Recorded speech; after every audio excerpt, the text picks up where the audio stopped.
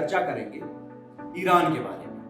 दरअसल ईरान में अभी हाल ही में नैतिक पुलिस बल को भंग कर दिया गया है। ईरान में पिछले 2 महीने से अधिक समय से चल रहे विरोध प्रदर्शनों के बाद ईरान सरकार ने क्रूर नैतिकता पुलिस को भंग करने का निर्णय लिया है। ईरान के अटॉर्नी जनरल मोहम्मद जफर ने कहा कि नैतिक पुलिस को समाप्त कर दिया जाएगा। नैतिकता पुलिस न्यायपालिका से कोई लेना देना नहीं है और इसीलिए इसे भंग कर दिया गया है। दरअसल महिलाओं के लिए ईरान के सख्त ड्रेस कोड को लागू करने के लिए नैतिकता पुलिस का गठन किया गया था और इसके द्वारा अक्सर महिलाओं पर जबरन मारपीट और गिरफ्तारी जैसे कार्य किए जाते रहे हैं। लगभग 2 महीने पहले ईरान में महसा अमीनी की मृत्यु हो गई थी। इसके बाद पूरे ईरान में महिलाओं व महिला अधिकार कार्यकर्ताओं के द्वारा इसका विरोध किया गया और इसके चलते ईरान में व्यापक हिंसा और दंगे भी हुए। अब आइए हम लोग देखते हैं ईरान में महिला अधिकार और हिजाब विवाद कैसे उत्पन्न हुआ है। 1979 में ईरान में इस्लामी क्रांति के बाद यह कानून बना दिया गया था कि महिलाओं को इस्लामी तौर तरीकों से कपड़े पहनने होंगे। इसके बाद यह जरूरी हो गया कि महिलाएं चादर ओढ़ें जो उनके शरीर को ढके रहे, साथ ही हेडस्कार्फ, हिजाब या बुर्का पहने। नियमों को पुलिस की एक विशेष इकाई द्वारा लागू किया जाता है जिसे गश्त-ए-इरशाद या नैतिकता पुलिस के रूप में जाना जाता है, जिसके पास ड्रेस कोड का उल्लंघन करने वाली महिलाओं को गिरफ्तार करने जैसी शक्ति भी है।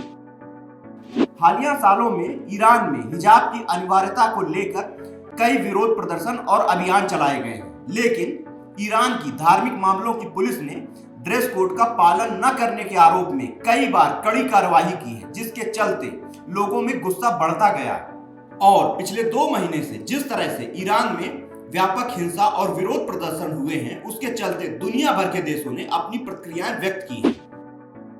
संयुक्त राष्ट्र और मानवाधिकार समूहों ने इस बात पर गहरी चिंता व्यक्त की कि तेहरान की कुख्यात नैतिक पुलिस के द्वारा मानवाधिकारों का उल्लंघन किया जाता है। न्यूयॉर्क स्थित ह्यूमन राइट वॉच ने कहा था कि सोशल मीडिया पर प्रसारित होने वाले प्रत्यक्षदर्शी खातों और वीडियो से यह संकेत मिलता है कि अधिकारी प्रदर्शनकारियों को तितर-बितर करने के लिए आंसू गैस का इस्तेमाल कर रहे हैं और जाहिर तौर पर कुर्दिस्तान प्रांत में घातक बल का भी प्रयोग किया गया। इसी प्रकार अमेरिकी विदेश मंत्री एंटनी ब्लिंकन ने ईरानी सरकार से कहा था कि ईरानी सरकार महिलाओं को उनके विरोध प्रदर्शन का अधिकार प्रदान करे। आइए अब हम लोग देखते हैं कि अन्य इस्लामी देशों में हिजाब के लिए क्या प्रावधान किए गए। जैसे यदि पाकिस्तान की बात की जाए तो पाकिस्तान में हिजाब पर कोई पाबंदी नहीं है। यहाँ आमतौर पर मुस्लिम महिलाएं अपनी स्वेच्छा से बुर्का पहनती हैं। इसके अलावा सऊदी अरब में मुस्लिम महिलाएं अबाया पहनना जरूरी समझती हैं। यह एक तरह की ढीली ढाली पोशाक होती है जो महिलाओं को पूरी तरह से ढक देती है। हालांकि ईरान में भी इसे अनिवार्य नहीं किया गया है। अब यदि हम लोग बात करें तुर्की की, तो तुर्की आधिकारिक तौर पर एक सेकुलर देश है। यहाँ साल 2013 तक सार्वजनिक इमारतों में हिजाब पर पाबंदी थी, लेकिन 2013 में सरकार के द्वारा हिजाब पहनने पर लगाई गई पाबंदी को वापस ले लिया गया। इसके अलावा यदि हम लोग बात करें इस्लामी देशों को छोड़कर अन्य देशों के बारे में, तो फ्रांस और बेल्जियम में हिजाब पहनने पर प्रतिबंध है। फ्रांस के पूर्व राष्ट्रपति निकोला सरकोजी ने हिजाब पर प्रतिबंध लगाया था। फ्रांस में नियमों के उल्लंघन करने पर जुर्माने का भी प्रावधान है। वहीं बेल्जियम ने जुलाई 2011 में हिजाब पहनने पर प्रतिबंध लगा दिया था। रूस ने 2012 में सार्वजनिक स्थानों पर हिजाब पहनने को बैन किया था और इस पर कठोर जुर्माने का प्रावधान किया था। इसके अलावा जर्मनी, इटली, नीदरलैंड में भी हिजाब पर पाबंदी है। हम लोग देखें भारत के बारे में, तो भारत में हिजाब पहनने पर किसी तरह की कोई पाबंदी नहीं है, लेकिन देश में पिछले कुछ दिनों से हिजाब को लेकर तीखा विवाद उत्पन्न हुआ है। दरअसल कर्नाटक से शुरू हुआ हिजाब विवाद सुप्रीम कोर्ट तक पहुंच गया है। कुछ छात्राओं ने कर्नाटक सरकार के उस फैसले को चुनौती दी थी जिसमें शिक्षण संस्थानों में हिजाब पहनकर आने पर प्रतिबंध लगाया गया था। सुप्रीम कोर्ट में इसे लेकर अलग अलग तर्क दिए गए। मुस्लिम पक्ष का कहना है कि यह संविधान में दिए गए अनुच्छेद 14 समानता का अधिकार, अनुच्छेद 19 स्वतंत्रता का अधिकार और धार्मिक स्वतंत्रता जो कि अनुच्छेद 25 से 28 तक दी गई है उसका उल्लंघन करता है। इसके अलावा मुस्लिम पक्ष का यह भी कहना था कि यूनिफॉर्म समाज के बहुसंख्यक हिस्से पर एक अनावश्यक बोझ है और कई लोगों के पास यूनिफॉर्म खरीदने के पैसे भी नहीं होते हैं। हालांकि कर्नाटक हाई कोर्ट ने शिक्षण संस्थानों में हिजाब पर लगाए गए प्रतिबंध को सही ठहराया था।